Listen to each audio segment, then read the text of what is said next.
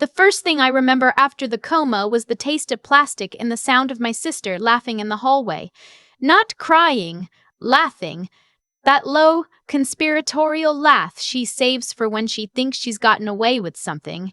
I'd heard it my whole life. When she'd blamed me for the broken lamp at 9, when she'd taken my prom date at 17, when she'd borrowed $800 from my purse senior year of college and sworn on our grandmother's grave she hadn't touched it. I knew that laugh the way you know your own heartbeat. And the strange thing is, I wasn't even fully awake yet. I was somewhere underneath the surface, ribs taped, a tube in my throat, 11 days lost to a medically induced fog after a semi crossed the median on I-25 and folded my little Honda like a soda can. But that laugh reached down through all of it and pulled me up. I want to stop right here, before I tell you what I found and what I did about it, and ask you something. Drop it in the comments. What is the one thing someone in your own family did that you have never, not once, been able to forgive? I read every single comment on these. I mean it. Tell me, because I promise you, by the end of this, you're going to understand exactly why I'm asking. Now, let me back up. My husband died on a Tuesday in March. His name was Eli, and he was the kind of man who waved at people he didn't know and meant it. He had a heart defect nobody caught until it was too late. One minute, he was loading the dishwasher and singing along to some terrible classic rock station, and the next he was on our kitchen floor, and I was on my knees pumping his chest until the paramedics took over, and then he was just gone. 41 years old. We'd been married 6 years. We didn't have kids yet because we kept saying next year, we have time. The grief I won't even try to describe to you. If you've lost someone suddenly, you already know. If you haven't, nothing I say will land right anyway. 3 weeks after the funeral, still hollowed out, driving back from the cemetery on a gray afternoon, I got hit. The trucker fell asleep. It wasn't anybody's fault but his, and I don't carry anger about that part. The crash put me in the ICU at St. Anthony's with a punctured lung, a shattered femur, and a brain that the doctors decided to shut down for a while so the swelling could settle. 11 days under. My sister flew in from Scottsdale. My mother drove up from Pueblo. The family rallied, or so the story went. Here's the part you need to understand about my husband and money because it matters. Eli was meticulous. He worked in commercial logistics, decent salary, nothing flashy, but he was the kind of man who read insurance documents for fun. About 2 years into our marriage, he sat me down at the kitchen table with a folder and a glass of bourbon and said, I want to show you something, and I want you to never have to wonder. He'd taken out a term life policy, $1.2 million. Sole beneficiary, me. He walked me through the whole thing. The policy number, the carrier, the agent's name, where the physical copy lived in the fireproof box in our closet. If anything ever happens to me, he said, you don't beg anyone for anything. You're taken care of. That's my job even after I'm gone. I cried and told him to stop being morbid. He laughed and said somebody in this family has to be the responsible one. He had no idea how prophetic he was being about all of it. So I'm in the hospital bed, 3 days conscious, still on heavy painkillers, and I do the thing that's pure muscle memory for me. I reach for my phone and I open my work portal. Because here's what my family forgot. My family has always treated me like the boring one. The sister who went to community college first, who married a logistics guy instead of a doctor, who didn't post enough, didn't shine enough, didn't matter enough. When people asked what I did, my mother would wave her hand and say, oh, she works in insurance, in the same tone you'd use to say someone cleans gutters. They never once asked what that actually meant. What it means is that I am a senior investigator in the Special Investigations Unit of one of the largest carriers in the country, SIU.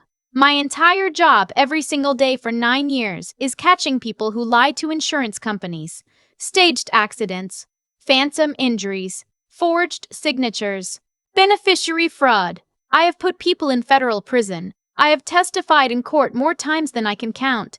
I read claims files the way other people read gossip magazines. I can smell a forgery through a phone screen. And when I logged into the system that afternoon, propped up on a hospital pillow with a broken leg and traction, The first thing I saw was that my late husband's policy, the $1.2 million he set aside so I would never have to beg anyone for anything, had been paid out in full. Not to me. To my sister. I read it 3 times. The status line just sat there, gray and bureaucratic and obscene. Salam paid. Beneficiary, the woman whose laugh I'd heard in the hallway. I want to tell you I felt rage right away. I didn't. What I felt first was confusion, so total it was almost peaceful.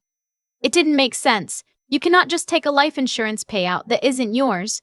There are forms, there are checks.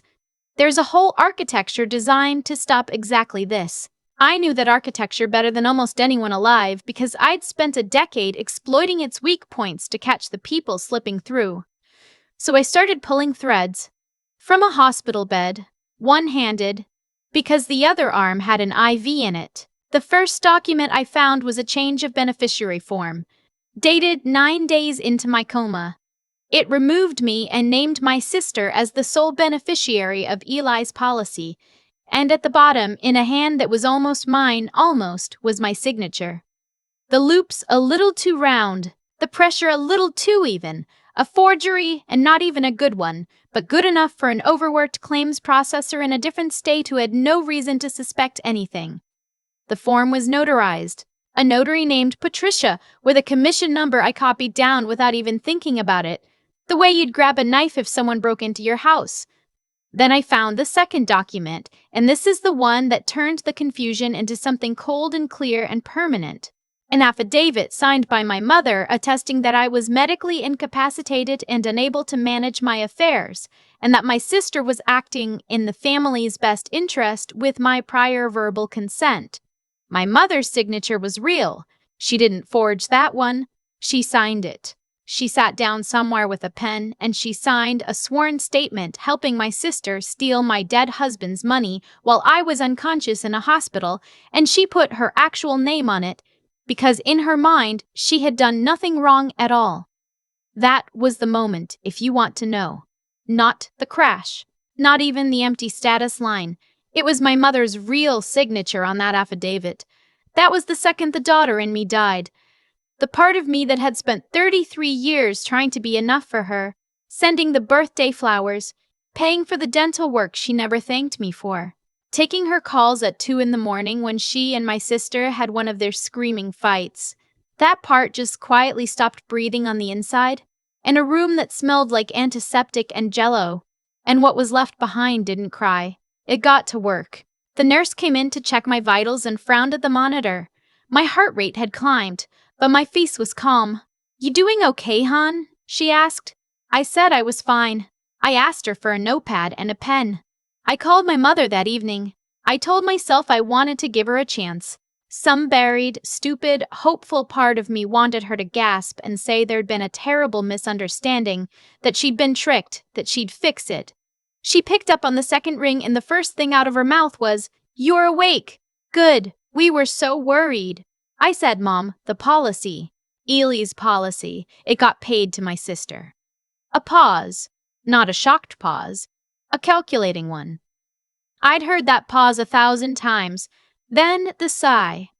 The long, theatrical, put-upon sigh she has deployed against me since I was a child. "Honey, you were in a coma. Somebody had to handle things. You can't just let a check that size sit there." "It wasn't a check sitting there, Mom. It was mine. Eli left it to me." "It was family money," she said, and her voice hardened so fast it was like a different person had grabbed the phone. "Don't you start. Your sister has a wedding to pay for. She has a future. What do you even need it for? You've got no husband now, no kids, you're laid up in a bed. She stepped up while you were checked out. The least you could do is be grateful instead of greedy." Greedy. There it was. I'd paid for my mother's roof. I'd co-signed my sister's first apartment lease. I'd been the family's quiet ATM for 15 years, and the second I wanted to keep what my dead husband left me, I was greedy. I didn't yell. I just said, very quietly, "You signed an affidavit." "I signed what your sister put in front of me," she said. "She told me it was just paperwork. It's not my job to read everything. It's a sworn statement, Mom, under penalty of perjury. Oh, stop being so dramatic. And she hung up on me. I sat there in the dark with the monitor beeping and I thought about how she'd hung up on me first. Like I was the inconvenience. Like I was the problem in the story. Then I called my sister. She answered laughing, actually laughing, mid-conversation with someone, a champagne flute clink in the background, music. Oh my God, she rises, she said to whoever she was with, and then to me, bright as a knife. Hey sis, glad you're not a vegetable. How you feeling? You took Eli's money. A little gasp of mock offense performance for her audience. I managed Eli's money. There's a difference. Somebody had to. You were drooling on a pillow, no offense. The carrier wasn't going to wait around forever. She lowered her voice, conspiratorial, almost warm, which was somehow the worst part. Look, I'll take care of you, okay? When everything settles, I'll cut you something. A little gift for the hospital bills. That's my money. He left it to me. He left it to the family, she said. And I could hear her start to believe it as she said it, the way she always did, rewriting the world in real time so she was never the villain. You weren't even there for the funeral, technically. You were too busy crashing your car. She actually said that. To me. About the accident that nearly killed me 3 weeks after I buried my husband. Don't make this ugly. You always make things ugly. I'm getting married. Be happy for me for once. Where's the money? I said. It's handled, she said breezily. Don't worry about the grown-up stuff. Just focus on getting better. Gotta go. The planner's here. And the line went dead. I lay in that bed for a long time afterward, not moving, my broken leg suspended in the air like a question. And the grief and the rage and the betrayal didn't tear me apart the way you'd expect. They cooled. They hardened. They organized themselves into the only thing I've ever been truly good at, a case file. I want you to understand something about my sister's mistake, because it's the same mistake I see every single day at work, and it never stops being funny to me. People think money disappears when you spend it. It doesn't. Money leaves a trail like a snail leaves slime. Every dollar that moves gets logged somewhere by somebody, and most people moving stolen money have no idea how loud they're being. My sister thought she was clever. My sister had never in her life had to actually hide anything because someone, usually me, had always cleaned up after her. She had no operational instincts. She was spending $1.2 million like she'd won a radio contest. I started with what I could reach from the bed. The notary, Patricia. A commission is public record. I pulled hers up and found 2 prior complaints filed with the Secretary of State for improper notarization, both involving documents notarized for family members without the signer present. A pattern. Leverage. I screenshotted everything. Then the affidavit. My mother had sworn I gave prior verbal consent. Prior to what exactly? The form was dated 9 days into my coma. I requested my own medical records, which I had every right to, and there it was in black and white. Continuous sedation, GCS of 3, mechanically ventilated, the whole timeline. I could not have given verbal consent to anything on that date. I couldn't have consented to a sip of water. The medical record was my first witness, and it could not be cross-examined. Then the money itself. And this is where my sister's life got very, very loud. The payout had hit her personal checking account on a Thursday. Within 72 hours, she'd moved it 5 different directions, and not one of those directions was hidden, because she didn't know how to hide. I traced it the way I'd trace a money launderer's wallet, except this was easier, because launderers at least try. My sister did not try. $48,000 to a venue downtown, a converted train depot that does weddings, the kind of place with a 6-figure starting package. $22,000 to a bridal boutique for a gown and alterations. $31,000 to a jeweler, which made me sit up, because she already had an engagement ring. Turned out she'd upgraded it. Traded up to something with a number of carats that made the claims processor in me wince. $60,000 as a down payment to a real estate agent on a house in a gated community in Highlands Ranch. And this one I had to read twice. $19,000 to a custom auto restoration shop. Because here's what she'd done before any of that. Before the dress, before the ring, before the house. The very first thing she'd done with the money, while I was still unconscious, was sell Eli's car. I need to tell you about the car. Eli had a 1968 Mustang Fastback that had belonged to his father, who died when Eli was 19. It was the only thing he had left of his dad. It was up on jack stands in our garage, half restored, and he'd spent every weekend out there for years, talking to his father through it, swearing that one day he'd finish it and we'd drive it to the coast with the windows down. He didn't get to finish it.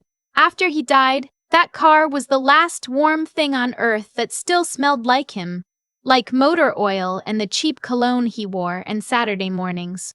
My sister had it towed out of my garage while I was in a coma and sold it to a restoration shop for parts and labor credit toward her fiancé's truck build. She turned the last piece of my husband's father into a discount on a lifted pickup for a man I'd met twice. When I found that wire transfer, I closed my eyes and I breathed. One long breath in that stale, recycled hospital air, and when I opened them, the last soft thing in me was gone. I didn't cry. I'd cried myself empty in March. There wasn't anything left to spend on tears. There was only the work. You do not negotiate with people like this.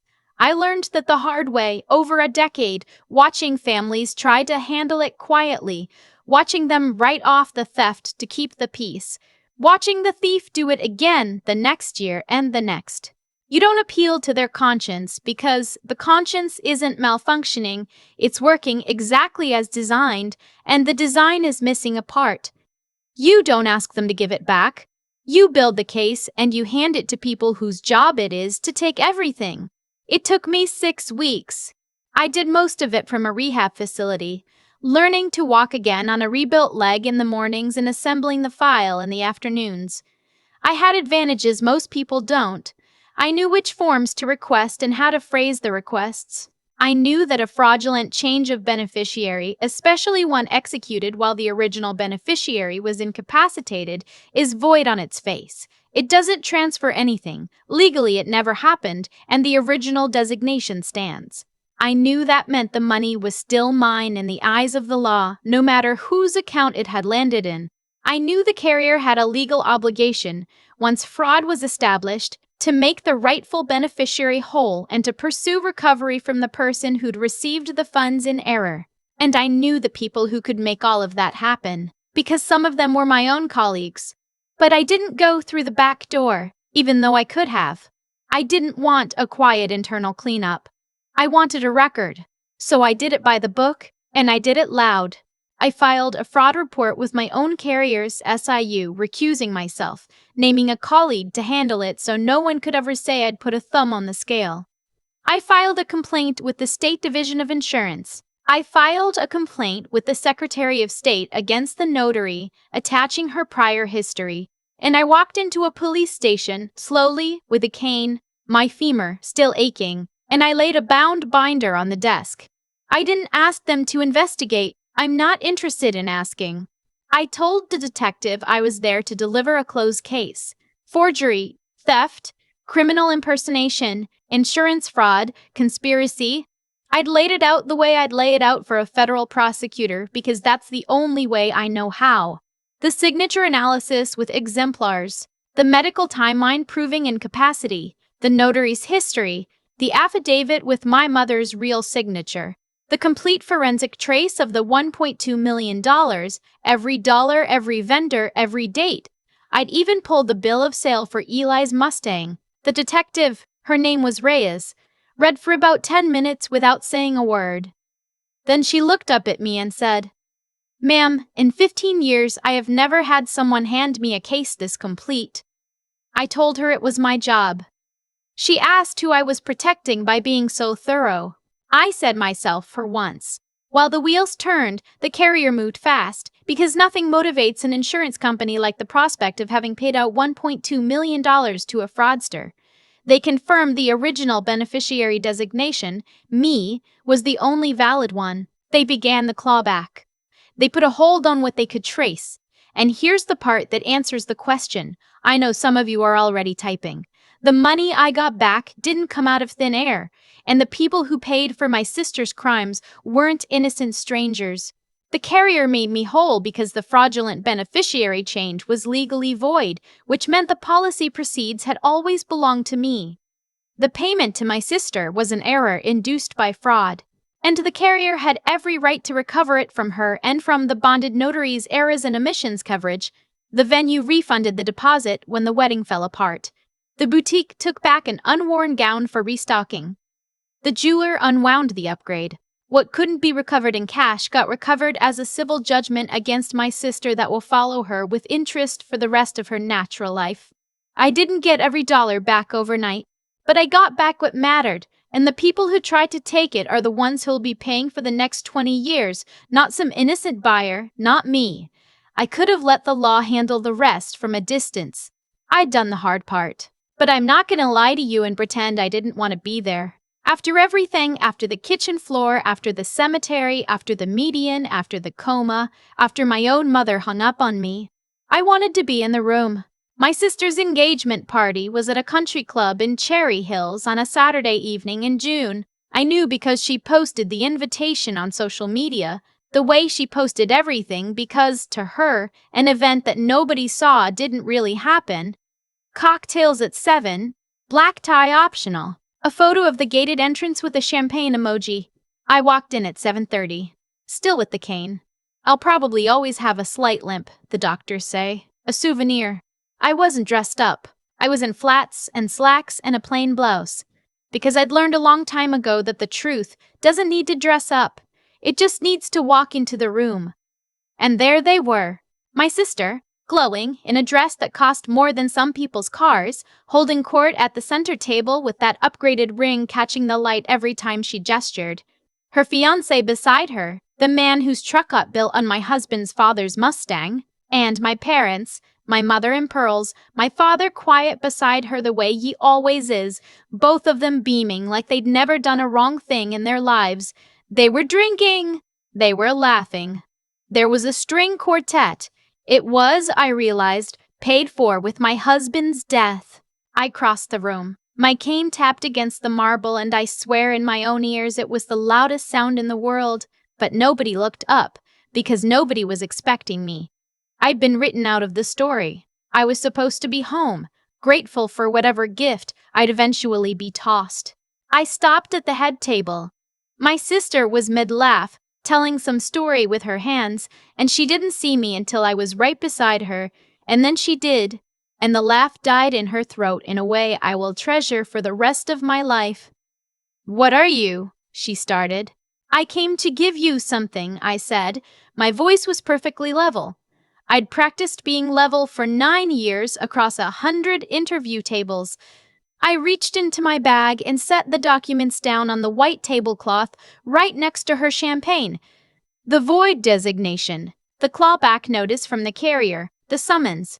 That's a notice that the carrier has reversed the payment as fraudulently induced, I said, loud enough for the table. And that's a summons, forgery, theft, insurance fraud. The fiancé looked at her. "You said you inherited it." She stammered. And then she did what she always does. She went on offense. "She's lying. She's jealous. She's always been jealous of me, my whole life. Ask anyone. I was in a coma," I said, "on the date you say I signed. I have the medical records. You want me to read them to the room?"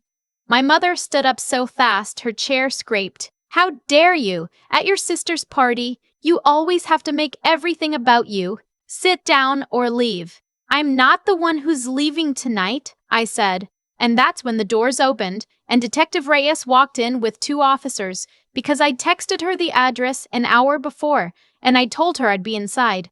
It's funny, the things you remember. I remember the string quartet stopped mid-phrase, one violinist trailing off a beat after the others. I remember my sister's champagne flute tipping over because her hand had gone numb. I remember my her fiancé taking one full step backward, physically separating himself from her, his whole future recalculating in real time on his face. They read her rights at her own engagement party. As they put the cuffs on, she looked at me with this expression of pure animal disbelief, and she said the thing I think she actually believed, all the way down, "I'm your sister."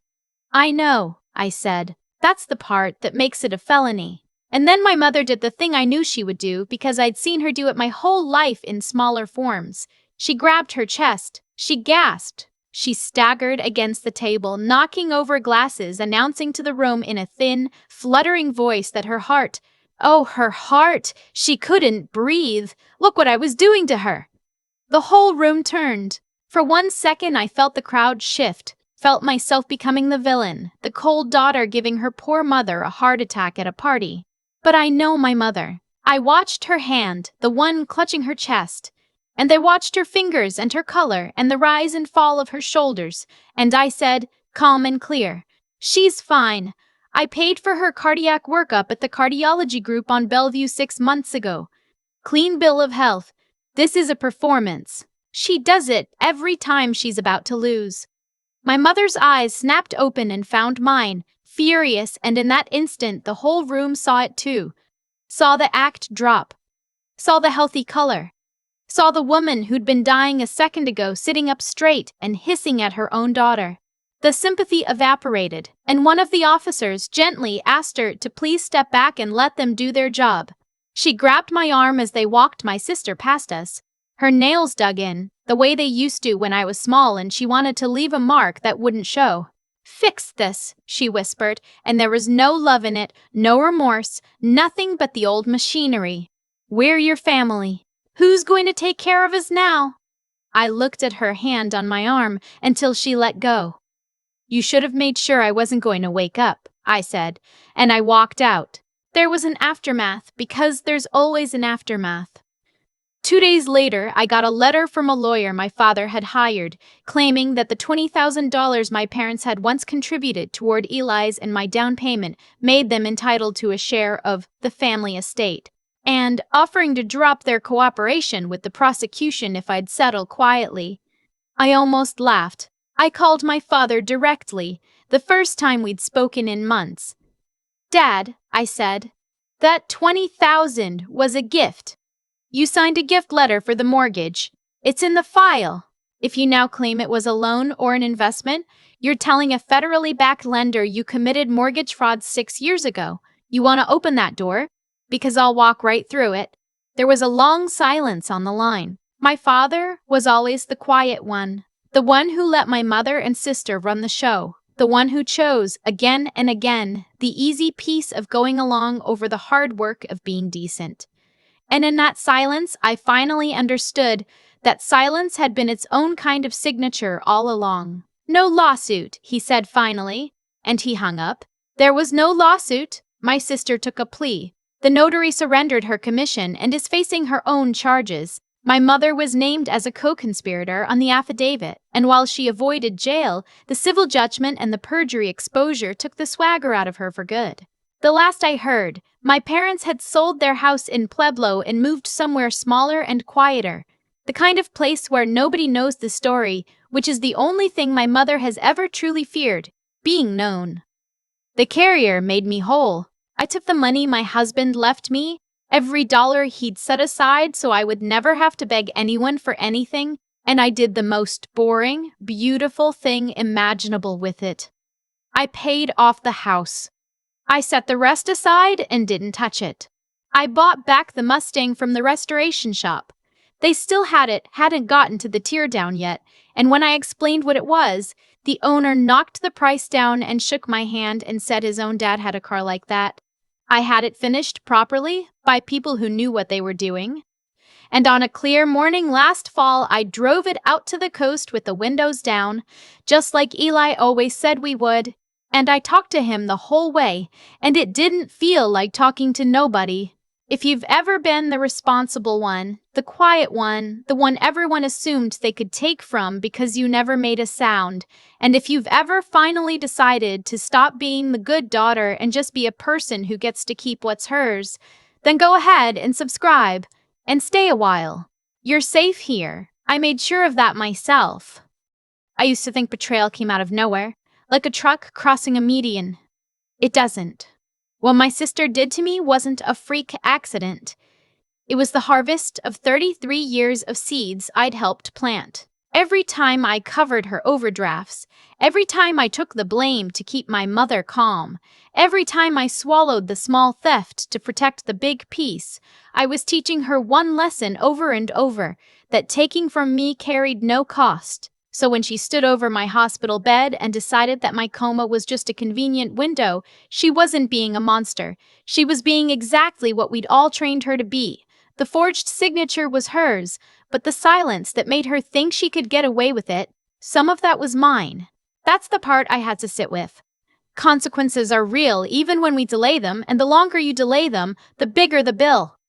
My sister spent Eli's money loudly because she had never once in her life had to be quiet about anything. She'd never learned to hide because she'd never had to answer for anything. The same softness in me that let her grow careless is what made her finally trip in the open. Here's what I learned, and I'd give it to anyone who's ever been the quiet one in a family that mistook your kindness for permission. Being a good person is not the same as being an easy mark. I refused to become what my sister and my mother were. I didn't forge anything. I didn't lie. I built a true case out of true documents, and staying honest is precisely what gave me the high ground when the room turned. Do the right thing, but do it with your eyes open. Decency without backbone just funds the people taking advantage of you, and being kind never meant I had to be naive. The reason I won wasn't luck or even love. It was that I'd spent years sharpening my mind into something useful, learning exactly how money moves and how lies fall apart, and when the moment came, I had a skill nobody bothered to ask about. Pay attention. Learn how your world actually works. Knowledge is the difference between hoping for justice and delivering it yourself. Most of all, get back up. They had me down wide-eyed, broken-legged, written out of my own story. And what mattered wasn't that I fell. It was that I rebuilt, document by document, from a rehab bed, learning to walk and learning to fight at the same time. I drove Eli's Mustang to the coast last fall with the windows down, and I finally understood. Nobody gets to decide your ending but you, and only if you refuse to stop standing back up.